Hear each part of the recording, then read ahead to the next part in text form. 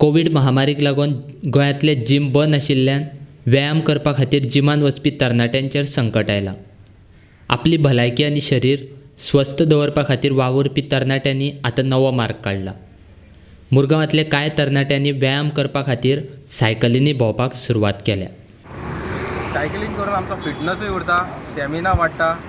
Lockdown जाऊन झाले 3-4 महिने आले आणि आम्ही सगळे स्पोर्ट्समॅन आणि फिटनेस फ्रीक.